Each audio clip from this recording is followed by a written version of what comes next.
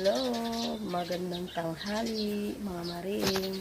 Share ko lang ang dragon fruit namin. Ay, hindi pala. Sa kapitbahay pala. Ayan o, ang daming bunga. Ano. Yan. Yung ano kasi nito, yung may-ari, kapatid lang ng ni tatay ang katuwangan ko. Doon, ayan sa kabila. Kumata yung ano nila, yung mga galamay dito. Di sa amin na to, no? Kapiling. Ayan. Ang dami niyang bunga. Alam niyo ba na ano to, maganda daw ang mga benefits nito. Kaya mahal din siya. Ang kilo nito dun sa Angeles, 230 to 250 ang kilo. Tapos yung laman niya, lang, 3 peraso or 2, depende sa laki, no?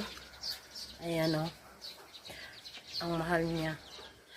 Pero maganda to kasi matagal siyang mamatay yung puno niya. Hindi agad-agad na mamatay kahit ano yung init.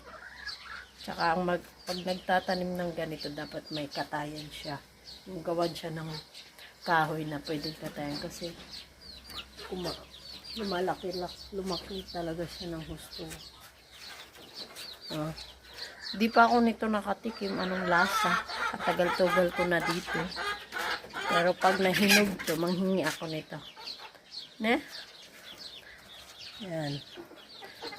Share ko lang din ang aming ang sampalok na namumulaklak na rin siya.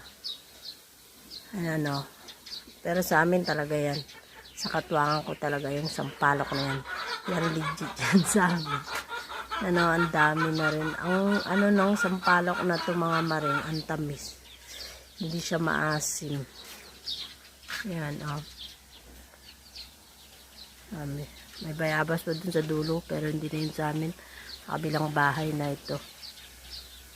So, hanggang dito na lang. Thank you for watching. God bless.